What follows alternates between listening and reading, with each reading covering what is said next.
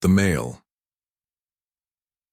A friend of mine often uses the words male ego in relation to me, which I don't think it's true of me.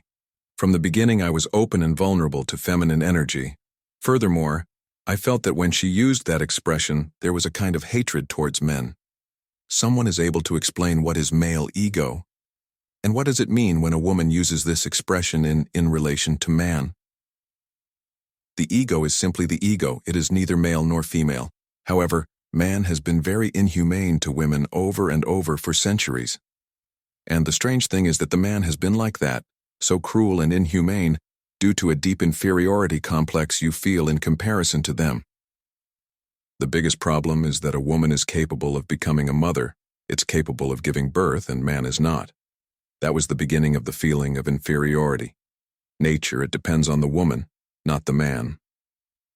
Furthermore, he found that she is in many ways stronger. Women are more patient, more tolerant than men. Men are very impatient and very intolerant. Women are less violent. They don't commit murder. You are the men who commit murders, who undertake crusades, who are always ready for war, who invent all kinds of deadly weapons such as atomic bombs and nuclear weapons. The woman is completely out of this whole death game. So it's not a coincidence the fact that the man had begun to feel inferior in some way. Like nobody wants to be inferior, the only way found by the man was to force the woman, in an artificial way, to become bottom. For example, not allowing your educational background, not allowing your freedom economic, not letting her leave the house and confine her to a situation of imprisonment. Looks unbelievable what man did to woman just to get rid of her complex of inferiority. He has artificially made women inferior. This is not just a question for the man. When a wife tells her husband that he has a male ego, is simply representing the universe of women, and the husband nothing, it is more than a representative of the universe of men. Male ancestors did so much bad that there is no way to strike a balance. So when the wife tells the man that he is the male ego, you have to try to understand. Most likely she's right, because the man has set himself up as superior for so long that he doesn't feel that ego is his. And the woman who feels. The man must not deny his wife's feelings. You must be grateful and ask where she feels the ego, so he can let go of it. You must let her help you. The man is simply denying the existence of the male ego because he does not realize that the it has. But it's a traditional heritage. Every little boy has a male ego. If one boy starts to cry, the adult immediately tells him, "Why are you crying like a girl?" The girl is allowed to cry because she is subhuman. You will be a great sexist, and that's why you shouldn't cry or shed tears. And that's when the boys, still small, they begin to stop shedding their tears. It is very difficult to find men who they are prepared to cry, and they allow themselves to shed tears like women. You must listen to what the woman has to say. He has suffocated and oppressed her so much that now is the time that it must be heard, and the story must be corrected. At least in his personal life, the man must do everything possible to allow the woman to have as much freedom as possible, and that this freedom is the same as man allows himself. Help the woman get up so she can bloom again. The world will be more beautiful if all women, who are half the world, can develop your talents and your genius. It's not a question at all. No one is superior. Nobody is inferior. Women are women. Men are men. And although they have differences, the differences do not make anyone superior or inferior.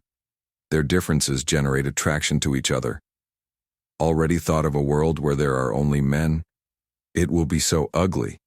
Life is rich because there are differences, different attitudes, different opinions. No one is superior, no one is bottom. People are just different.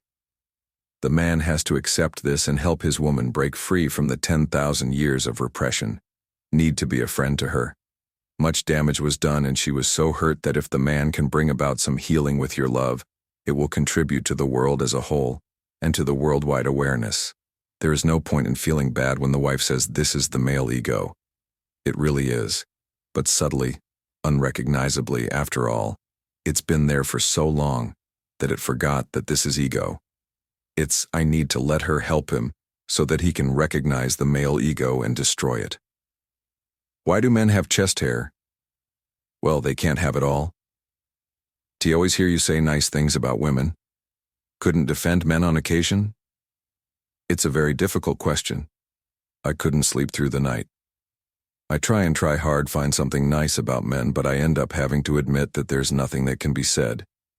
Men can see for themselves. A women's magazine interviewer asks a famous British general about her sex life. "Excuse me, sir," she begins, "but can you remember the last time you had relationships with your wife?" His upper lip twitches for a moment, and then he says, "Yes, of course I can. 1945. After a moment of silence, the woman commented, 1945? But that was a long time ago. The general glances at his watch and says, "It hasn't really been that long. 2145. Man is a funny thing. If anyone finds anything nice about men, I would like to be informed." He himself completely accepts his failure. The world suffers a lot from conflicts because of masculine energy and domination on the part her. There needs to be a balance. Not that male energy is absolutely not required.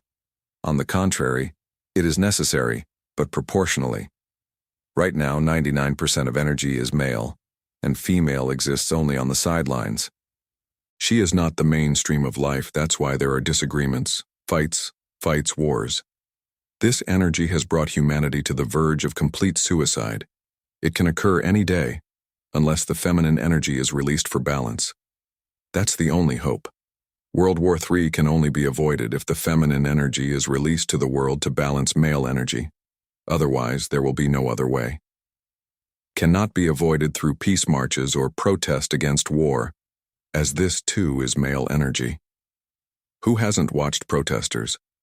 They are very violent, and every march for peace turns into mutiny. Sooner or later, they start burning buses and playing stones against the police. They were there crying out for peace, but their own message is war. Masculine energy can talk about peace, but it's just preparation for war. Continue to say that men have to fight to protect the peace. Now look at the absurd.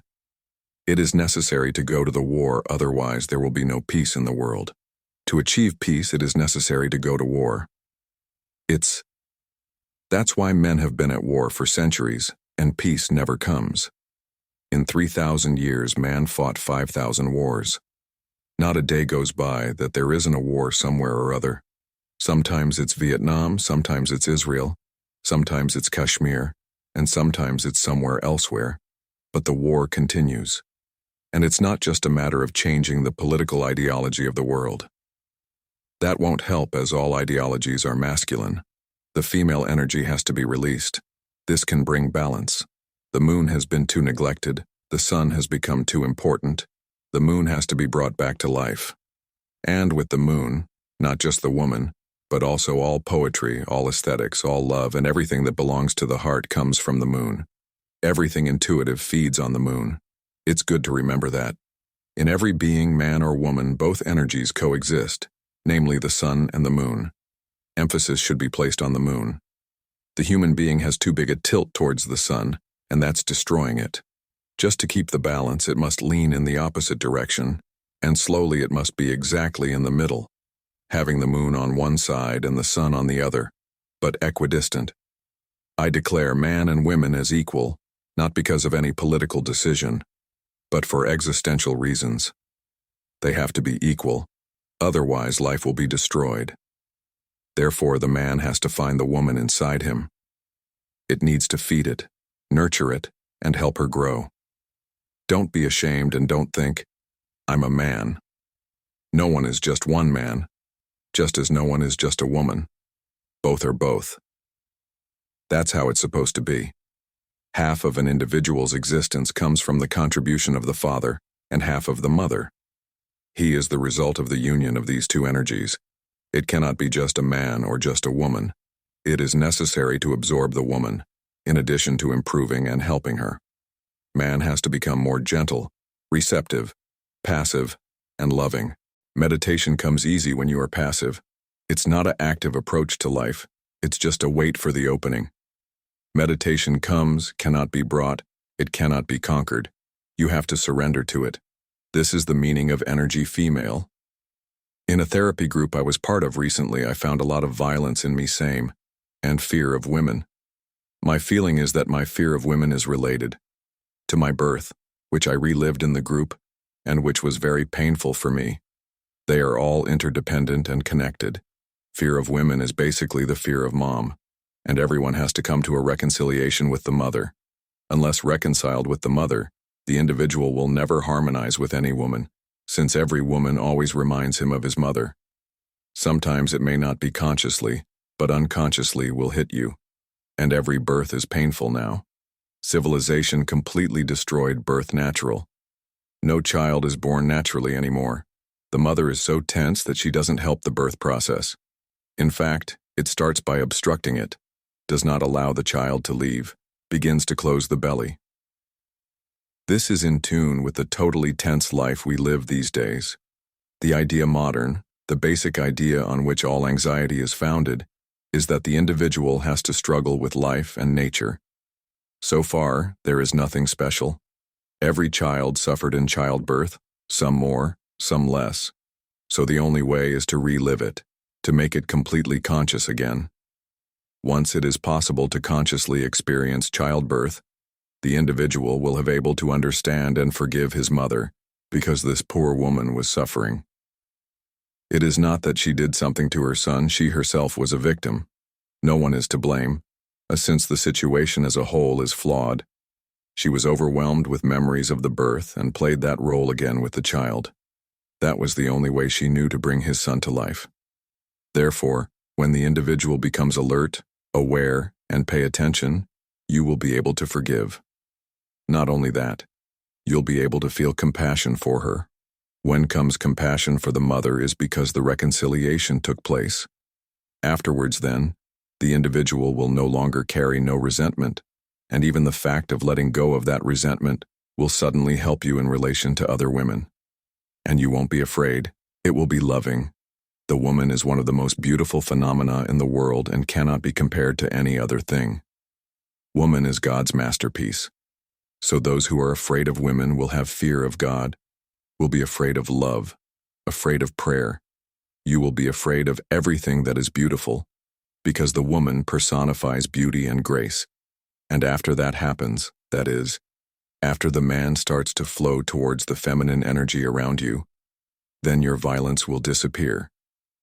The violence is nothing but the energy that has to turn into love, and it's not turning into love. Violence is nothing but unlived love. The violent person is the one who has too much love energy and doesn't know how to release it. Love is creative, while violence is destructive, and creative energy becomes destructive if not used. The group made the individual aware of some very beautiful things and significant things. Many people who come to me tell me that they are afraid of women. Very afraid. And because of this fear, they can't have a meaningful relationship. They can't relate. Fear is always present. When you are afraid, the relationship tends to be contaminated by fear. The fearful individual will not be able to fully relate. Will relate without enthusiasm and always with fear. The fear of being rejected. The fear of a woman saying no. And there are other fears. If a man continually repeats, "I'm not afraid of women and every day I get better," in addition to trying other methods, it can temporarily suppress the fear. But this one will be present and will come back again. The man who is afraid of women indicates that he must be had any experience with the mother that caused fear, since the mother is the first woman. Throughout his life, a man can be related to women, like his wife, the lover, daughter, friend, but the image of the mother will persist. This is your first experience. Your entire relationship structure with women will be based on this foundation, and this foundation is your relationship with the mother. So if a man is afraid of women, he has to be led back, step back in memory, and find the source primordial where fear began. It could be a common, very small incident that he may have completely forgotten. However, if he returns, he will find the wound in some place. You wanted to be loved by the mother, just like every child, but the mother was not interested. She was a busy woman, had to participate in various associations, clubs, this and that. No, I was willing to give you my breast because I wanted to have a more proportionate body. I wanted your breasts to be intact and not destroyed by you. I wish your breasts were always young and then denied her breast. Or there may have been other issues in her mind, like, for example, not accepting her own baby. For starters, you came into the world as a burden she never wanted. The pill didn't work and the baby was born. Or else she hated her husband and the child was born with the face of her husband, which resulted in a deep hatred or something or other. But you have to go back and become a child again. It is important to remember that no stage of life is ever lost. The adult still keeps the child inside you. And it is not that this child becomes young. No. The child remains in the interior. The youth is imposed on the child and the adult is superimposed on the youth, layer by layer. The child never changes into the youth. The child remains there. A layer represented by the young man comes over her. The youth never becomes the adult. Another layer, the of old age, comes over the young. Man becomes a kind of onion because he has many layers, and if you try to penetrate them, all the layers are still there, intact. Primal therapy helps people go back and become children again. They kick, cry, shed tears, scream, and the scream is no longer present.